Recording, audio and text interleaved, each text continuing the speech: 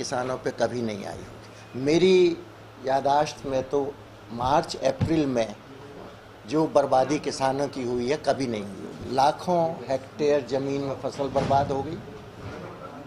उत्तर प्रदेश में ही करीब 150 किसानों की मौत हो चुकी है और सरकार आत्महत्या मानने को तैयार नहीं है। भाई कोई किसान गया अपने खेत पे और फसल देख के हार्ट अटैक हो गया तो उसको तो एक आप त्रासदी ही कहोगे ना, सदमे में मरा, यही तो कहोगे ना। लेकिन सरकार उनको मदद देने को तैयार नहीं है। तो समस्या एक मुश्किल और है कि इस बार किसानों की हालत ऐसे ही खराब थी।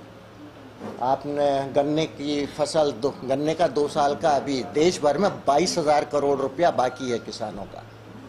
इसके बाद धान का दाम जो 3500 से 4000 मिला करता था, इस साल 1500 से 1800 रुपये किसानों को मिला।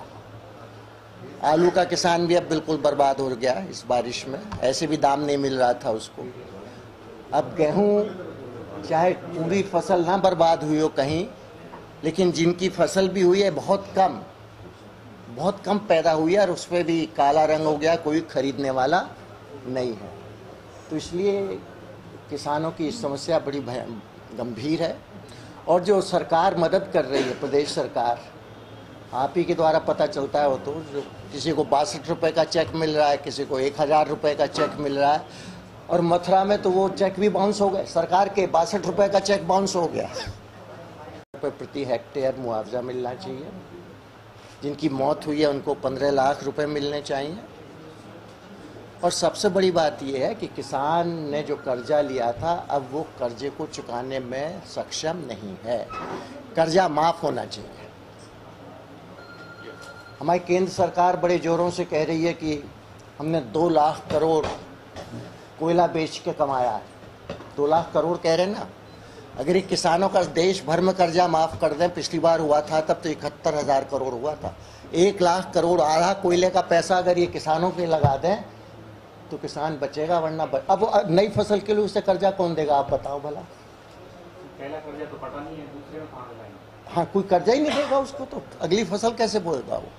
तो इसलिए समस्या बहुत गंभीर है। लेकिन प्रदेश सरकार और केंद्र सरकार दोनों बिल्कुल कोई मतलब उनको किसानों से लगता है कि है नहीं है। यही मोदी साहब हैं जिन्होंने वायदा किया था, भाजपा ने अपने घोषणा पत्र में कहा था किसानों को फसल का 1.5 गुना, मतलब लागत का 1.5 गुना दाम देंगे। डॉक्टर स्वामीनाथन कमीशन की रिपोर्ट को लागू करेंगे, ये कहा था। और जब पार्लियामेंट में सवाल पूछा गया तो होगा वो तो ऐसे ही चुनावी भाषण था। अब आप लोगों ने अपना अकाउंट भी चेक किया होगा पिछले 10-15 दिनों में, कहीं 15 लाख किसी पे आया है?